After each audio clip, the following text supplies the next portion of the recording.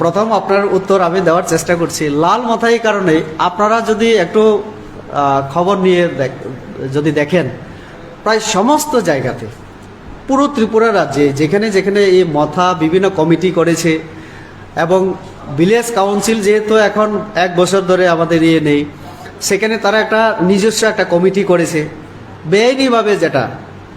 তো সেই সমস্ত জায়গায় নেতৃত্ব আমরা কিন্তু সিপিএমের কোনো প্রাক্তন চেয়ারম্যান, কোনো নেতৃত্ব তাদেরকেই দেখি, এবং তারাই কিন্তু মানে বিভিন্ন জায়গায় নেতৃত্ব যেহেতু দিচ্ছেন, তো ওই যে আক্রমণ হোক, রাজনৈতিক ক্ষেত্রে বিভিন্ন যে সিদ্ধান্ত বা করার ক্ষেত্রে, কাজকর্মের ক্ষেত্রে তারাই নেতৃত্ব দিচ্ছেন। ফলে এক সময় সিপিএম করা যারা একটু দুষ্ট বুদ্ধি সম্পন্ন, তারা এখন মাথাতে গিয়ে সেই বুদ্ধিই তারা প্রয়োগ করছে।